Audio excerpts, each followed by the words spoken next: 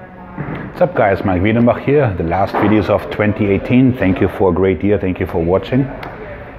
This is as good as a time, or probably the best time, to look into some common food myths, because starting tomorrow the madness will start, right? Like cleansing, detoxing, puking, purging, whatever, right? So let's look into some food myths. Number one, I need to detox or to cleanse. Do you have a liver? Yes. Are you on dialysis? No. That means your kidneys are working. If those two things appear good, you don't need to detox. Our bodies are great at detoxing. That's why we're still alive. Think about your ancestors. They didn't have a fridge. They ate rotten food if they had to, right? Our bodies get rid of poisons really well. That's what the liver does. You don't need to do anything extra. You don't need to spend $500 on some stupid vinegar to do so. Your bodies are great at that. Also, people detox, then they eat a shit meal, then they detox again. Like, no, just eat clean, healthy food, you're good. No need to detox. Got that? Good. Next, fat-burning foods. They do not exist, okay? No food is negative calories. Maybe the cocoa leaf, but that, something you might want to not chew on too much. No, foods do not burn fat. Calorie deficits burn fat. Now, of course, some foods have lower caloric densities, such as vegetables, so you can eat more without accumulating calories. That certainly works, okay? But there are no fat-burning foods. Plant protein is better for you than animal protein. That's not true. All the markers point in the opposite direction. So plant proteins have a high propensity to be, connected to certain cancers and so on and so forth. But you know what really gets people sick and causes cancer, heart attack, diabetes? Too many calories. That's what gets people sick.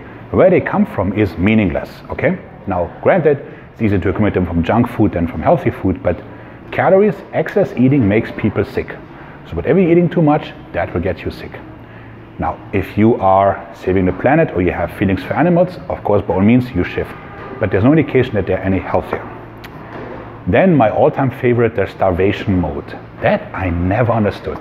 People say, oh, if you don't eat enough, your body shuts down, and then you keep storing fat so you don't die. Dude, have you been to Africa? People die.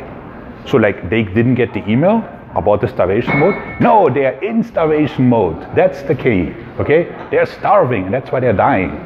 So if you don't have enough calories, yes, things slow down, such as your metabolic rate, your brain activity and all that. But eventually you lose muscle mass. First you lose fat mass, then muscle mass, then organ mass, so on and so forth, right? Until you die. So there's no starvation shutdown mode. If that existed, think about it, nobody would die from hunger. Look at the Minnesota experiment in 1944, I believe, when the US military took deserters and said, you can either die or take part in this experiment, where they starved them to extreme measures. You know what happened? They all lost weight, like a lot.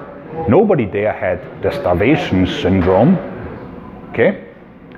The same food allergies. Oh, I can't lose weight because I'm allergic to those foods. What?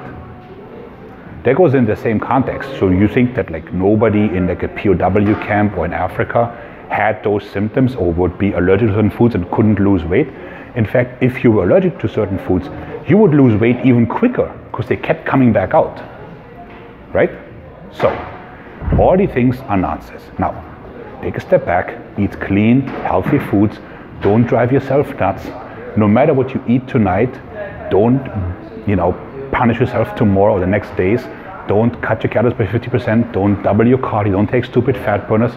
Just eat clean foods, train with weights 3 to 4 times a week, do a little bit of cardio, and you'll be okay, right? Mike out, have a great new year.